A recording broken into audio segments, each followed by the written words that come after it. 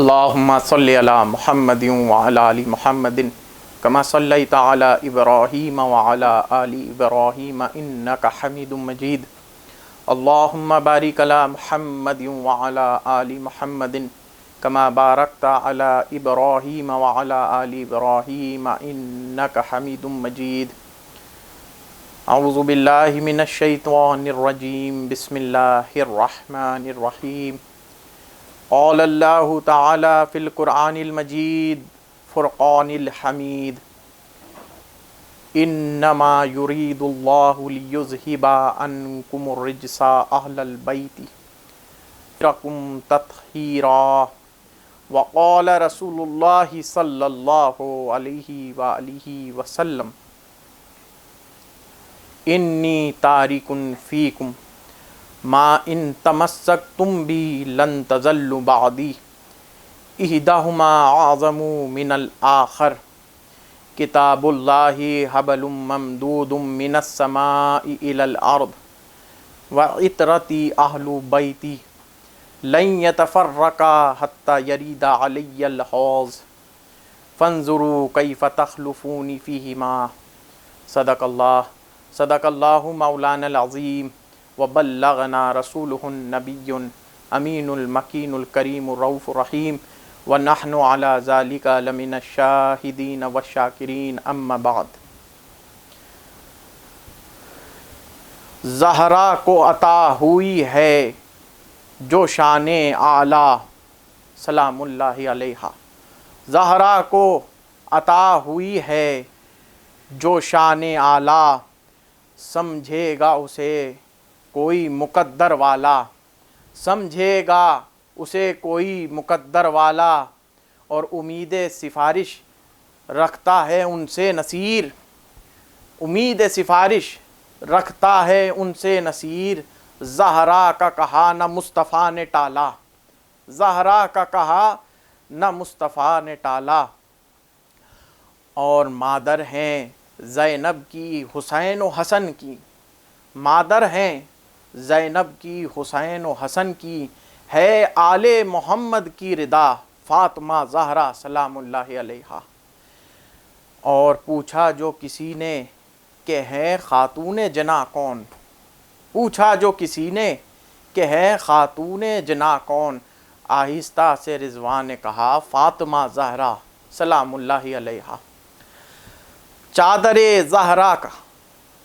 تیرے سر پر سایہ ہے نصیر، چادر زہرا کا تیرے سر پر سایہ ہے نصیر،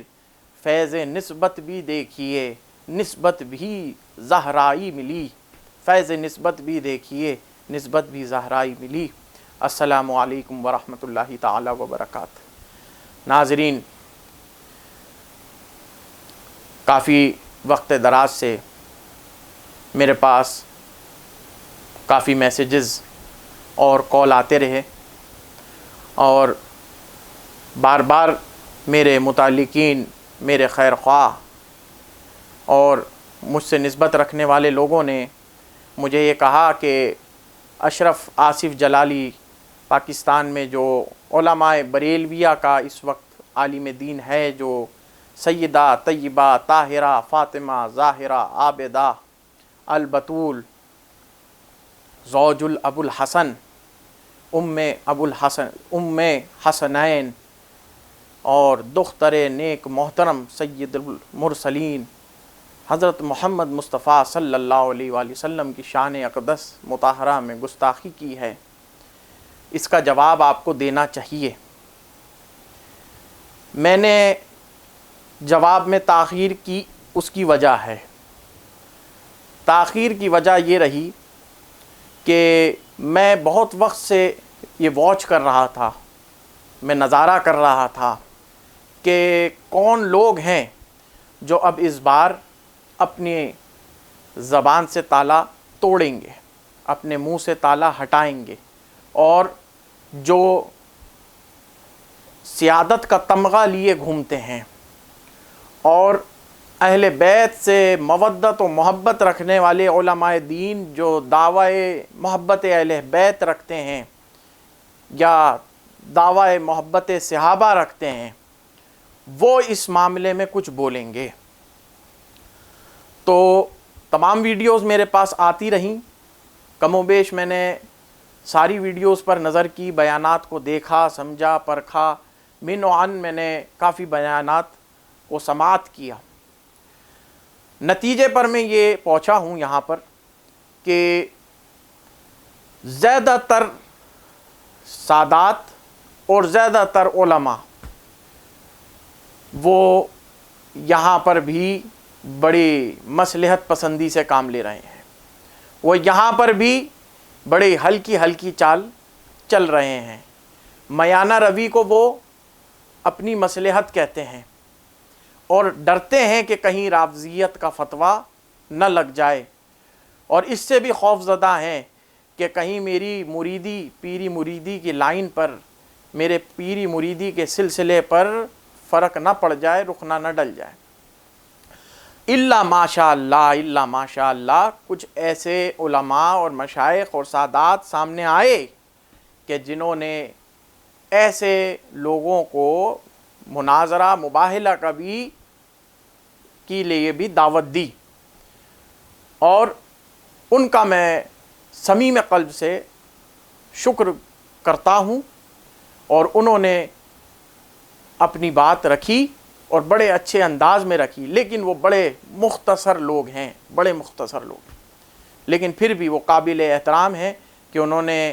یہ فتنہ خوارج و نواسب کے خلاف رد عمل کیا۔ دیکھیں، جو بات اشرف آصف جلالی نے کہی، میں اس پر ایک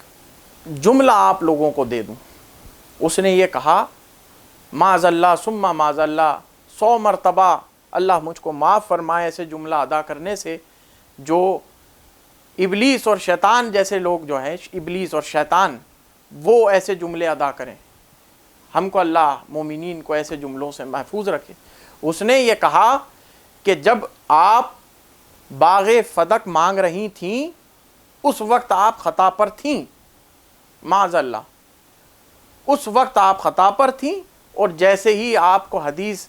کا علم ہوا تو آپ نے سر خم تسلیم کر لیا۔ سری کذب، سری جھوٹ، بہتان عظیم، اور یہ اہل علم اور علماء حضرات سے ہرگز نہیں چھپائے کہ اس نے یہ سری بہتان سیدہ کائنات سلام اللہ علیہا کی شان میں لگایا ہے۔ میں ایک جملہ آپ کو دیتا ہوں، اور یہ مرحلہ فکریہ ہے کہ اپنے ایمان کو، اپنے اذعان کو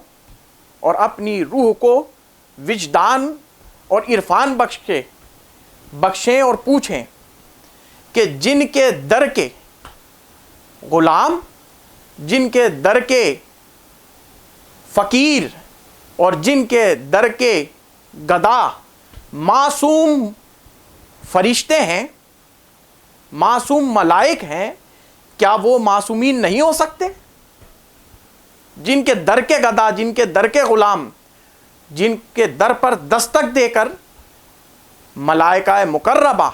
جن کی عصمت، جن کا معصوم ہونا اہل سنت والجماعت میں متفق علیہ، کیا اہل سنت کا یہ عقیدہ نہیں؟ کیا خوش عقیدہ سنیوں کا یہ عقیدہ نہیں کہ فرشتے ان کے در کے گداگر ہیں؟ تو جب ان کے در کے گداگر معصوم ہو سکتے ہیں تو ان کی شان عرفہ و اعلیٰ کا کیا مقابلہ؟ اور بات یہ آئے کہ معاذ اللہ تعالیٰ ان سے خطا ہوئی، تو میں نے ابھی 2 آیتوں، ایک آیت پاک کا آپ کے سامنے تلاوت کی، آیت تطہیر کی، اور حدیث مبارکہ سنن الترمذی کی، اس کی میں نے حدیث شریف آپ کے سماعتوں کے نظر کی۔ اللہ تبارک و تعالی ارشاد فرماتا ہے کہ اللہ تعالی نے یہ ارادہ فرما لیا ہے، یہ ارادہ کر لیا ہے کہ وہ تم سے، یعنی اہل بیت اطہار، خاصتاً اہل بیت اطہار، آل کسا پنج تن پاک، آل کسا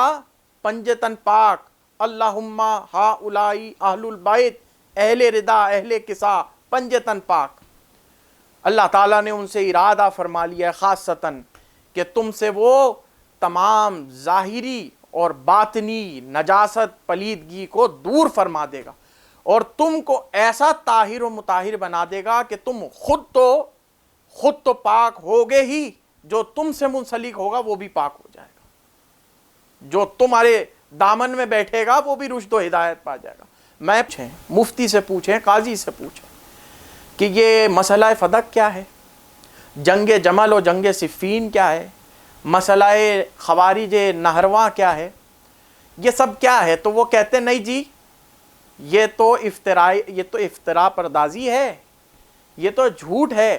یہ تو افسانے ہیں، ذاکرین نے، شیعہ نے، رافضیوں نے گھڑ دیے، ہماری کتابوں میں یہ سب باتیں کہاں ہیں؟ ہم ان سب باتوں کا اعتبار ہی نہیں کرتے، یہ تو سب شیعوں کی افطرا پردازی ہے، یہ سب ان کا جھوٹ ہے۔ اور آج اشرف آصف جلالی کے زبان سے، اس جھوٹے کی زبان سے سچ نکل گیا کہ فدق ہے، اس کی حقانیت ہے، صفین و جمل ہے، اس کی حقانیت ہے، اور اہل سنت و جماعت کے معتبر ترین کتب سیاہ ستہ میں، مسانید میں، معاجم میں اور سنن میں یہ روایتیں تواتر کے ساتھ موجود ہیں کہ مولا کے ساتھ کن لوگوں نے مولا کے مد مقابل آئے اور کن نے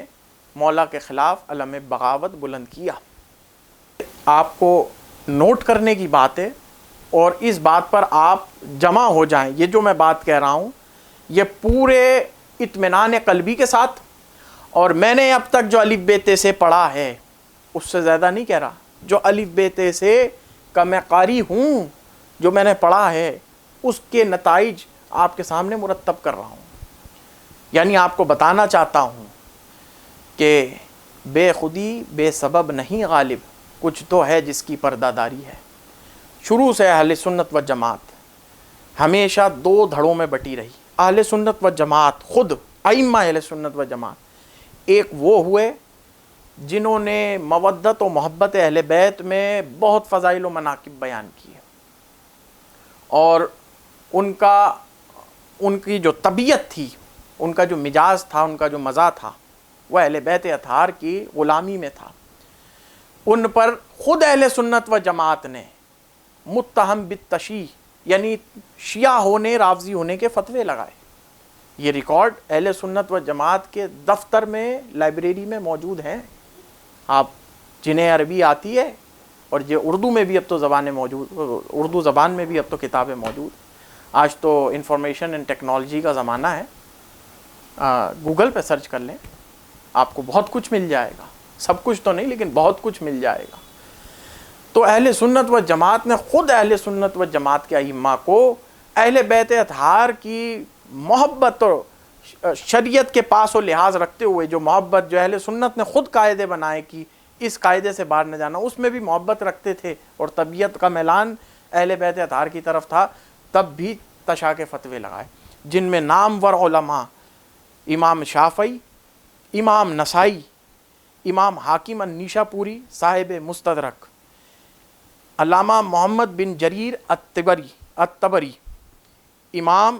الحافظ ابن مظفر الدمشقی الشافعی، امام الحافظ الحسقانی الحنفی، امام المحدث الدارقطنی، محدث ابراہیم بن عبدالعزیز بن ضحاک المدنی، مورخ المسعودی وغیرہ۔ یہ وہ اہل سنت کے پیشوا ہیں کہ جن پر اہل سنت کی کشتی چل رہی ہے۔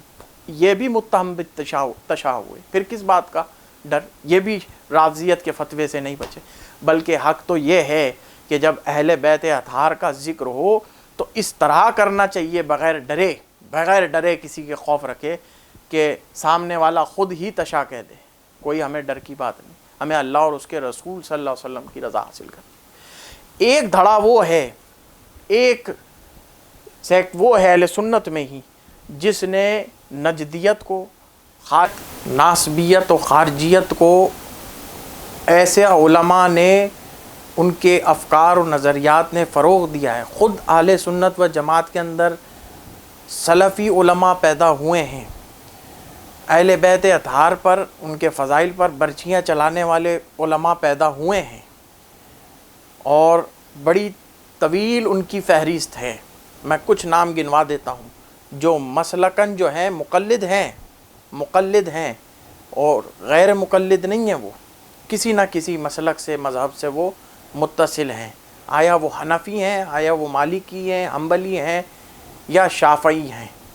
جیسے مثال کے طور پر عبد المغیث حنبلی، یہ وہ خارجی شخص ہے کہ جس نے یزید پر فضائل کی کتاب لکھی ہے، یزید کو امیر المومنین کہا ہے معاذ اللہ، جبکہ حضرت امام احمد ابن حنبل رضی اللہ تعالیٰ نے سب سے پہلا کفر کا فتویٰ یزید پر دیا۔ ابن تیمیہ حنبلی، اس سے کون واقف نہیں ہوگا، یہ بھی حنبلی تھا مسلکن،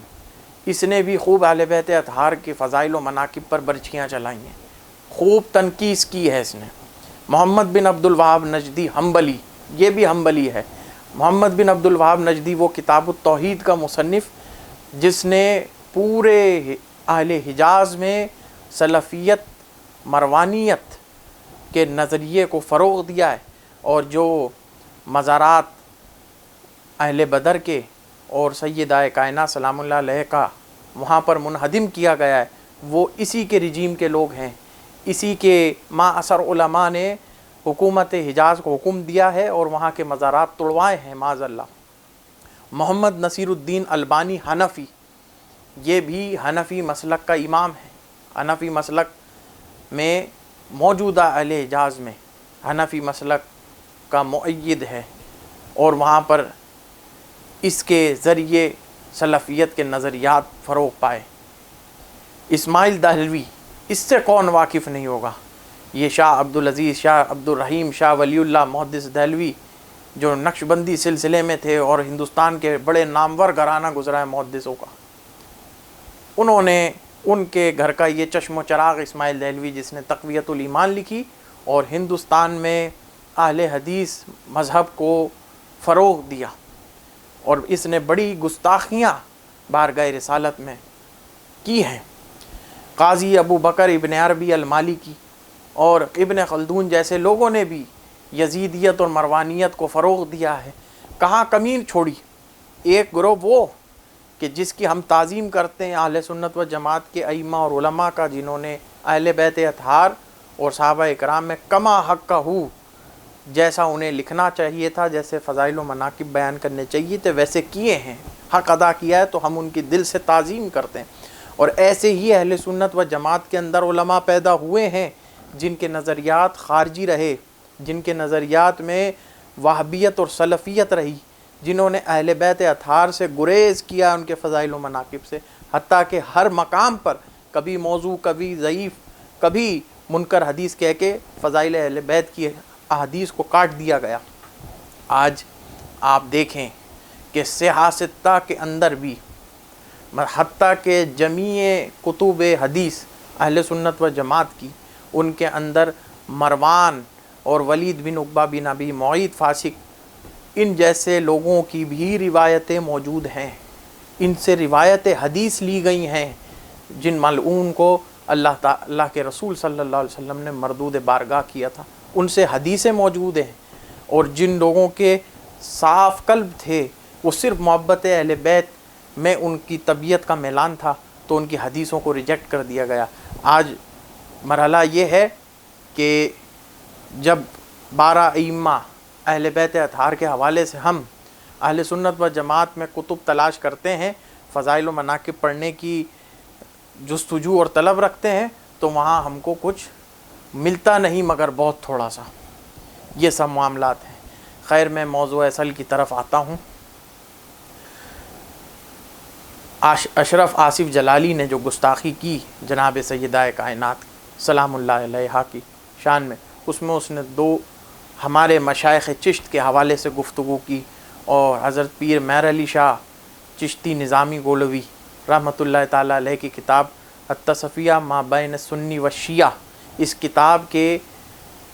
درمیان سے کچھ تحریر لوگوں کے درمیان پیش کی اور عقیدت مندوں کے اذہان اور قلوب کو خراب کیا، اور مشائخ اور صوفیہ کے حوالے سے ذہن کو خراب کرنا چاہا. اس نے یہ سمجھا کہ صوفیہ بھی اسی کے عقیدے کے ہوتے ہیں. معاذ اللہ معاذ اللہ، ایسا ہرگز نہیں ہے. مشائخ چشت خاصتاً،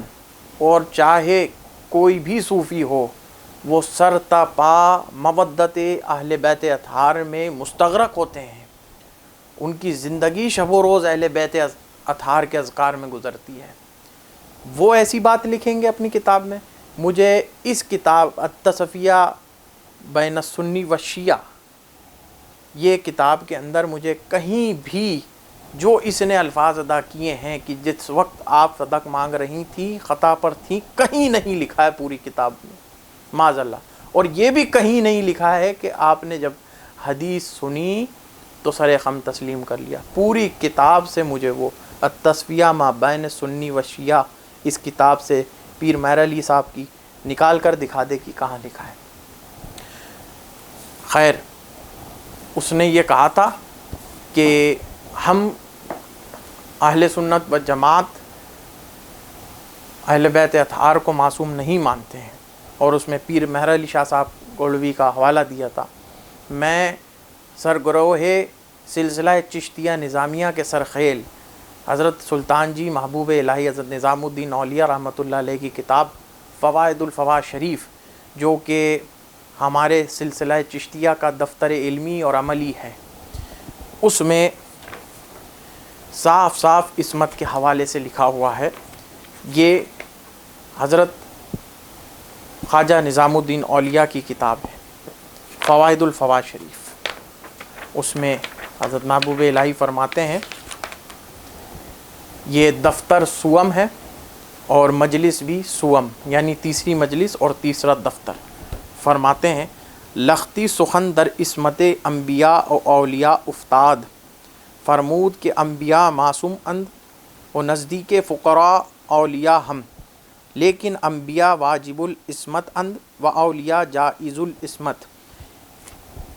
یعنی ایک مرتبہ محبوب الہی رحمۃ اللہ علیہ کی بارگاہ میں انبیاء اور اولیاء کا تذکرہ نکلا، تو بعض لوگوں نے کہا، محبوب الہی نے فرمایا اپنے مریدین کے حلقے میں کہ جس طرح انبیاء علیہ السلام واجب العصمت ہیں، اسی طرح فقراء کا گروہ، صوفیاء کے گروہ کے نزدیک بھی اولیاء جائز العصمت ہیں، وہ بھی معصوم ہیں، یہ بھی معصوم ہیں. وہ گرچہ مرسلین اور انبیاء کا گروہ جو ہے وہ ان اولیاء کے گروہ سے فاضل ہے، کامل ہے، مرتبے میں بلند ہے، لیکن جس طرح وہ معصوم ہیں، واجب العصمت ہیں، انہی کے مطابقت میں صوفیاء بھی، گروہ صوفیاء بھی معصوم ہیں. تو جب گروہ صوفیاء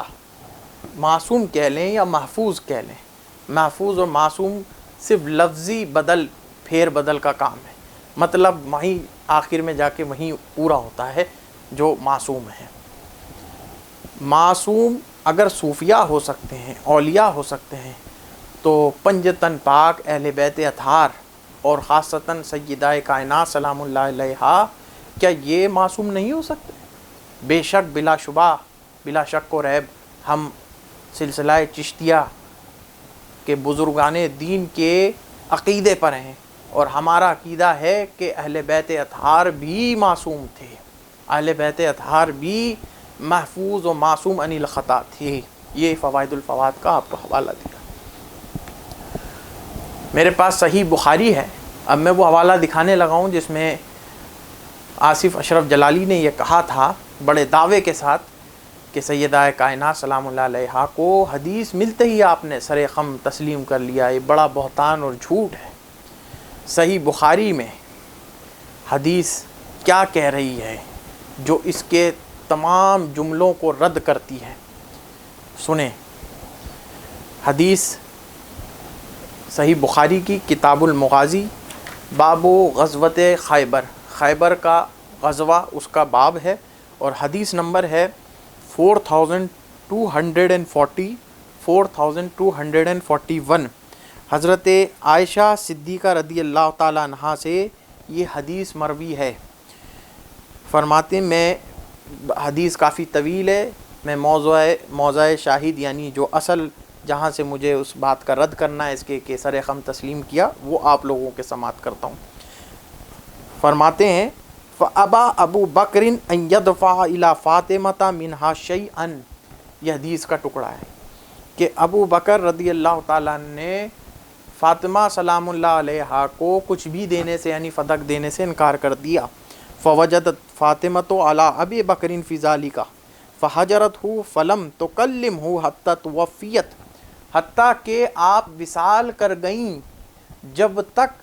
سیدہ کائنات نے حضرت ابو بکر سے کلام سلام نہیں کیا اور نہ ہی آپ نے ان سے کوئی بات کی اس کے بعد، اور آپ رنجیدہ ہوئیں اور ناراض ہو گئیں۔ آپ رنجیدہ ہوئیں اور ناراض ہو گئیں، آپ نے ان سے بات چیت بند کر دی۔ یہ حدیث صحیح اصح الکتاب بعد کتاب اللہ، صحیح بخاری اہل سنت و جماعت کا مذہب ہے کہ صحیح بخاری کتاب اللہ یعنی قرآن شریف کے بعد سب سے مستند ترین کتاب ہے، وہ تو یہ بات کہہ رہی ہے، اور تم نے جو کہا کہ سر خم تسلیم کر لیا، یہ تو تم خود جاہل ہو اہل سنت و جماعت کی کتب سے۔ بخاری کیا کہہ رہی، یہی حدیث صحیح مسلم میں بھی ہے، ایسے کہ ایسے ہی انہی الفاظ کے ساتھ۔ یہی حدیث سنن ابی داؤد میں بھی ہے، سنن النسائی میں بھی ہے، اور موطا امام مالک میں بھی ہے۔ متعدد ابواب خود بخاری کے اندر اس حدیث کے بندے ہوئے ہیں۔ اب کیا کہیں گے کہ جناب خاتون قیامت سلام اللہ علیہا نے، پھر میں ریپیٹ کر دیتا ہوں، حضرت ابو بکر صدیق رضی اللہ عنہ سے بات چیت بند کر دی تھی، آپ ان سے ناراض ہو گئیں تھی، صاف الفاظ ہیں، ظاہری روایت ہے۔ دوسرا، اس نے اعتراض کیا تھا کہ معاذ اللہ تعالیٰ آپ خطاوار تھیں جب آپ مانگ رہی تھیں، معاذ اللہ۔ تو میں اس سے پوچھتا ہوں کہ سیدہ کائنات تنہا تھیں فدق مانگنے میں؟ آپ کا یہ موقف کہ انبیاء کا ورثہ ہوتا ہے، دنیاوی ترکہ ہوتا ہے، میرے بابا کا بھی ترکہ تھا، ورثہ تھا، کیا اس میں آپ جدا تھیں؟ نہیں۔ حدیث سنیں، اس نے صرف سیدہ کی بات کی، کن کن لوگوں نے فدق مانگا اور میراث مانگی رسول کی، یہ بھی سنتے چلیں۔ یہ صحیح بخاری کتاب الفرائض حدیث نمبر ہے 6730۔ حدیث حضرت عائشہ رضی اللہ تعالیٰ عنہ سے مروی ہے، ان ازواج النبی صلی اللہ علیہ وآلہ وسلم حین توفی رسول اللہ صلی اللہ علیہ وسلم اردنا ان یبعثنا عثمان الی ابی بکر یسألناہ میراثہن، فقالت عائشہ الیس قد قال رسول اللہ صلی اللہ علیہ وسلم لا نورث ما ترکنا صدقہ۔ حدیث یہ ہے کہ ازواج مطہرات نے سوائے حضرت عائشہ کے، ازواج مطہرات نے حضرت عثمان کے ذریعے حضرت ابو بکر کو یہ پیغام بھیجنا چاہا کہ ہمیں حضور کی میراث، حضور علیہ الصلوۃ والسلام کی میراث چاہیے، ہمیں اس میں سے میراث عطا کریں، میراث دیں۔ کمال کی بات ہے، انہوں نے میراث ازواج مطہرات نے بھی مانگی، انہوں نے بھی یہی خیال کیا ہے، ان کا بھی یہی موقف تھا کہ حضور علیہ السلام کی میراث ہے امہات المومنین کی، تو ان کو خطاوار نہیں کہا گیا، یہ خطا پر نہیں تھے، یہ سب کی سب ازواج مطہرات خطا پر نہیں تھی آپ کے بقول؟ معاذ اللہ ایسا نہیں ہے۔ اور اسی باب میں حدیث ہے 6725، یہ بھی حضرت عائشہ سے مروی ہے، فرماتی ہیں ان فاطمہ والعباس علیہم السلام اتیا ابا بکر یلتمسان میراثہما من رسول اللہ صلی اللہ علیہ وسلم وہما حینئذ یطلبان ارضیہما من فدقہ وسہمہما من خیبر۔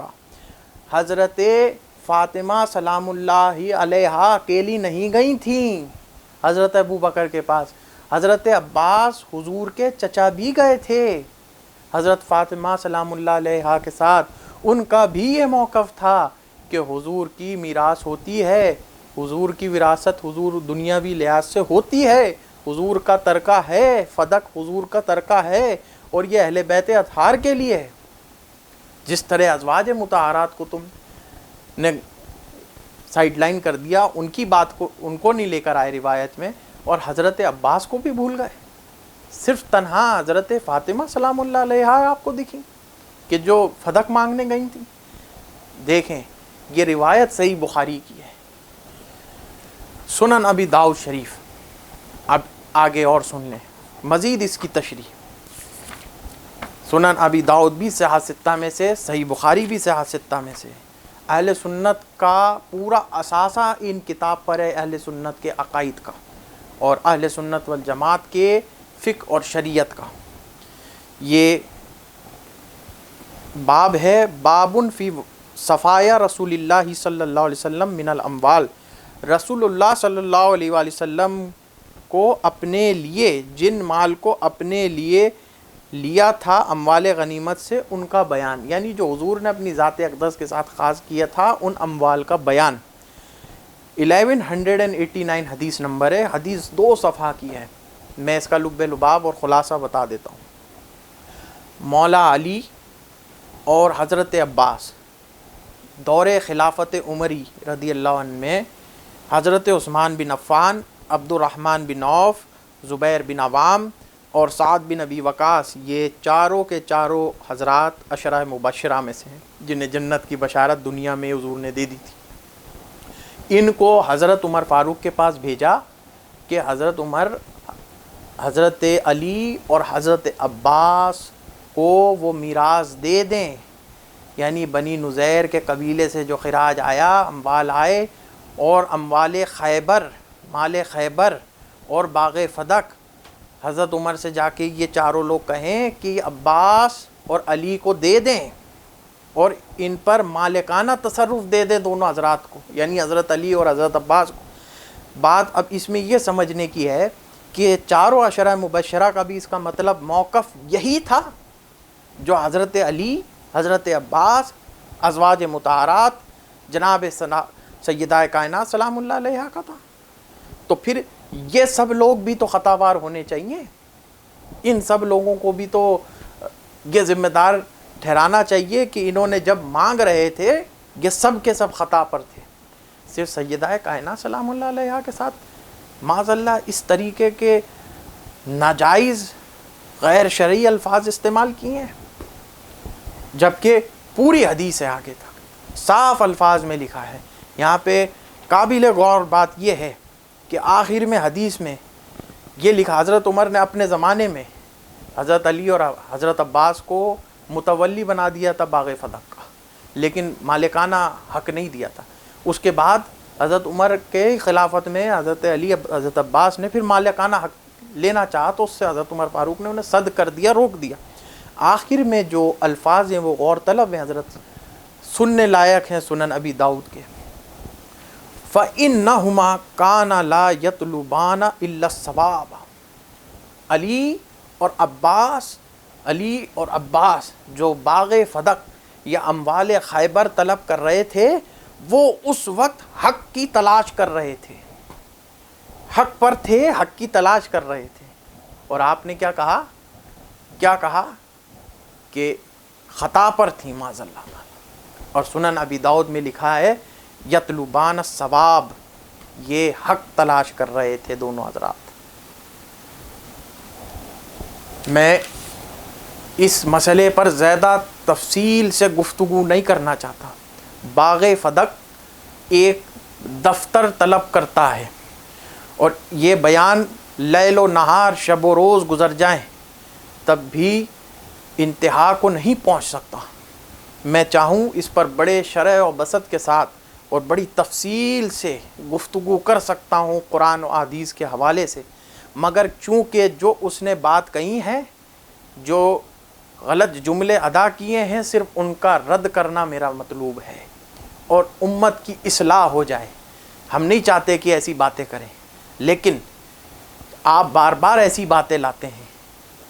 آپ لوگوں کی طرف سے بار بار ایسی باتیں آتی ہیں کہ ہمارا نسب اور ہمارا مشرب دونوں یہ تقاضا کرتا ہے کہ ہم رد عمل کریں، ورنہ ہماری ہی گرفت ہوگی.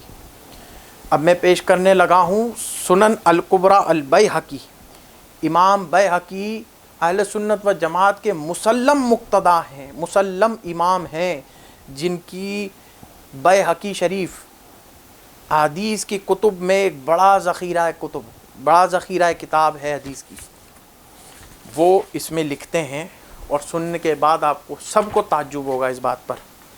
وہ لکھتے ہیں حدیث نمبر، پہلے باب سن لیں، کتاب قسم الفے والغنیمہ، یعنی فے، مال فے اور غنیمت کو تقسیم کرنے پر باب، اور حدیث نمبر ہے 12,736۔ اس میں پوری روایت ہے 1.5 صفحہ کی، اس میں صاف صاف لکھا ہے کہ حضرت عمر ابن عبدالعزیز خلیفہ راشد بنی امیہ بنی مروان میں سے، جنہوں نے اہل بیت اطہار کے حقوق لوٹائے، انہوں نے اپنے خانوادے کو مخاطب کیا اور مخاطب کر کے کہا کہ جس مال کو، یعنی مال خیبر اور باغ فدق کو تم اب تک اپنا ورثہ سمجھے آئے ہو، یہ ورثہ ہمارا نہیں، رسول اللہ کا ہے۔ جب رسول اللہ صلی اللہ علیہ وسلم کی بیٹی اس سے محروم رہیں، ان کو نہیں دیا گیا، تو ہمارا کیا حق ہے اس میں؟ یہ فدق کے لیے حضرت عمر ابن عبدالعزیز نے انکار کر دیا۔ حدیث کے آگے ہی یہ ٹکڑا آتا ہے کہ بنی مروان کے پاس، یعنی مروان ملعون کے پاس یہ باغ فدق آیا کیسے؟ تو اس میں حضرت بیہقی نے خود اس کی تشریح کی ہے کہ حضرت عثمان کے دور میں مروان کے لیے یہ باغ فدق کا ایک حصہ، ایک زمین باغ فدق کاٹ دی گئی تھی، دے دی گئی تھی، ان کی جاگیر بنا دی گئی تھی مروان ابن حکم کی، اور اس پر مالکانہ تصرف دے دیا تھا حضرت عثمان غنی نے اپنے زمانے میں، اپنے اقربا اور اپنے رشتہ داروں کو۔ خود نے اس کو استعمال میں نہیں لیا کیونکہ آپ خود مالدار شخص تھے، لیکن اس نے حضرت امام حسن علیہ السلام پر، مروان وہ جس نے حضرت امام حسن علیہ السلام پر جنازے پر تیر برسائے،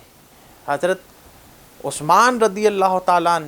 کی شہادت کے وجہ تسمیہ بھی یہ خود ہے، جس نے اپنی سند اور مہر سے حضرت عثمان غنی رضی اللہ عنہ کی شہادت کرائی۔ مروان وہ جس نے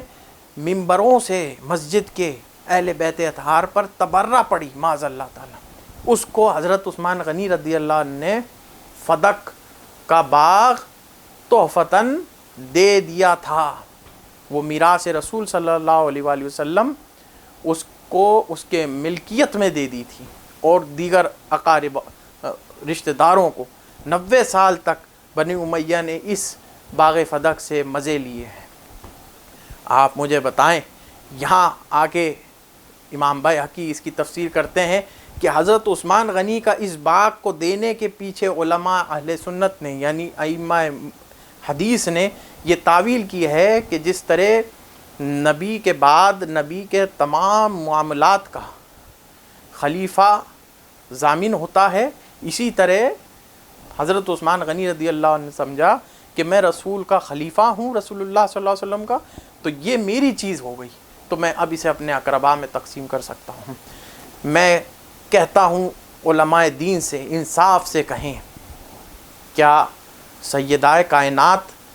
سلام اللہ علیہا بضعۃ منی و ام ابیہا، کیا یہ سیدہ کائنات کے حق میں تعویل نہیں کر سکتے علماء؟ خلیفہ کا تو یہ حق ہے کہ وہ حضور کی دنیاوی ترکے کو اپنا مان لے کہ وہ رسول کا نائب ہے، اور رسول کے جو حقیقی نائب ہیں اہل بیت اطہار، دنیا میں بھی جو آپ کے جاگیر کے وارث ہیں اور آخرت میں بھی جو آپ کے میراث کے وارث ہیں، انہیں آپ کہیں کہ وہ خطا پر تھیں، معاذ اللہ تعالیٰ۔ سب سے پہلا حق تو اہل بیت اطہار کا ہے۔ اب یہاں حضرت عثمان غنی کے لیے آپ کہیں کہ یہ موقف ان کا، یہ اقدام ان کا مروان کو فدق دینے کا، حضرت عثمان غنی رضی اللہ عنہ اس موقف میں خطا پر تھے، کیوں نہیں کہا جاتا ہے؟ آخر میں یہی کہنا چاہوں گا کہ امت پر بھاری وقت ہے اور ہم کو اتحاد کی ضرورت ہے، اور کوشش کرنی چاہیے کہ ایسے مشاجرات سے، متنازع فی مختلف فی مسائل سے اجتناب اور گریز ہی کرنا بہتر ہے۔ عین ممکن ہے نصیر کہ ہو آل محمد کا کرم، پہلے کوئی ان کے در کا نمک خوار تو ہو۔ آمین آمین یا رب العالمین، وما علینا الا البلاغ، ان الحمد للہ رب العالمین۔